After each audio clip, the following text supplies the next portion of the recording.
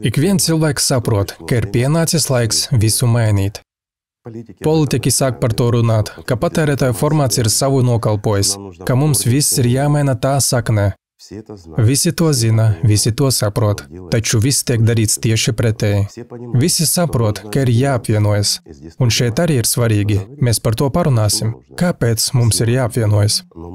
Bet mēs turpinām šķelties, nav svarīgi kādu iemeslu dēļ. Kam taisnība, kurš vainīgs? Saprotiet, tas viss ir sekundāri. Galvenais ir paša procesa pamats. Ja mēs šķeļamies, neskatoties ne uz ko, tas nozīmē, ka mēs to vēlamies. Tas nozīmē, ka mēs zemapziņā esam tam gatavi. Tad ar mums tiek manipulēts, mēs rīkojamies tā, kā mēs to vēlamies. Bet ja mēs apvienotos, tad notiktu cits process. Un te mēs kopiena. Mūsos dominē absolūts negatīvisms. Un tā ir taisnība. Mēs visi esam ļoti cietsirdīgi. Mēs neesam īsti cilvēciski. Neiecietīgi. Absolūti. Un egocentriski. Un mums ir attieksme pret pasauli ar pozīciju man vajag. Ja es rūpējos par kādu, es rūpējos par sevi. Pasaules centrs šeit. Pasaules centrs. Un daudz uzskata sevi par pasaules centru. Un ja viņi vienkārši apsēdīsies, atslābināsies, aizdomāsies, nevērojot domas, bet vienkārši pamēģina iedziļināties sevi, tad viņi sajūtīs, ka pasaule ir ap viņiem. Viņiem ir nospļauties par visiem apkārtējiem. Lūk, kur jautājums. Jā, uz tiem, no kuriem viņi ir atkarīgi vai ar kuriem viņiem ir ērti, tas ir, kā zināma pievilkšanās, tā ir gravitācijas miedarbība, teiksim par pašlabumu, bet ne vairāk. Attālums ir tuvs miedarbība. Protams, bet vai viņiem ir vēlme palīdzēt citiem cilvēkiem? Protams, ka nē. Kāpēc? Tāpēc, ka es viņus nepazīstu, kāpēc man viņi ir vajadzīgi? Man taču neviens nepalīdz. Saproti, kāds arguments? Tas noved pie tā, kā ar mums arī prasmīgi manipulē. Bet atkal. Tas viss nav kāda vēlme, bet tā ir sistemātiska parādība, tas ir cikliskums, un mēs vienkārši visur šķeļamies pat nelielās grupās. Paskatīsimies, kā uzvedas cilvēki, kuri atkal jau nenodarbojas ar garīgām praksēm, nestāv uz garīgā ceļa, pat nelielās grupās. Pēc kāda laika viņi noteikti sāk strīdēties par sīkumiem, egoisma dēļ, par šiem negatīvajiem faktoriem, kas dominē mūsdienu cilvēkā.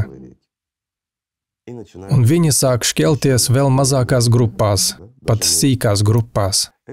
Tas viss noved pie mūsu kā cilvēku sašķelšanās. Entropija postījumi. Pilnīgi pareizi, jā. Mēs vienkārši sabrūkam. Bet tas ir biedējuši ar to, ka mēs graujam arī savu vienotību. Mūsu vienotība, ja mēs ņemam, lūk, tādu kā metafizisku izpausmi, tādu egregoru, lai būtu skaidrs. Draugi, šis vienotais saprāts eksistē visiem dzīvniekiem. Mēs, cilvēki, mēs esam duāli. Mūsos ir daļa no eņģeļa un daļa no velna. Proti, daļa no dzīvnieciskās pasaules. Jebkurā gadījumā mums vajadzētu būt diviem kopīgiem egregoriem.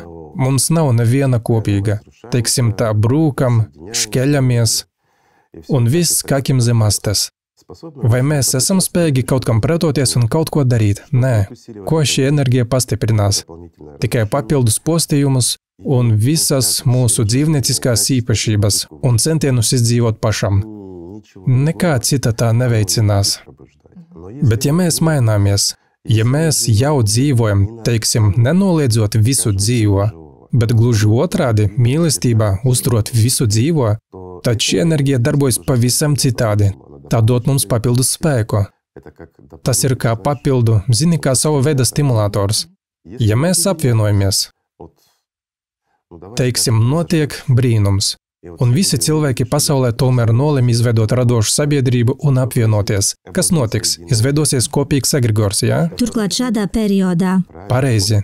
Tieši šajā periodā. Tieši tādā periodā arī rodas civilizācijas, kad cilvēki sevi atrod nevis zvērisko, nevis maldinošo, nevis egoistisko, nevis šo mazo, alkatīgo, ļaunprātīgo bērnu, bet atrod sevi pieaugušu, atbildīgu cilvēku, kas mīl visu pasauli un visus cilvēkus un tiecas pēc jaunradas, pēc vienotības. Un tad šīs sašķeltās kopienas par spīti visām nesaskaņām, par spīti visam apvienojas un kļūst par vienotu civilizāciju. Viss pilnībā mainās.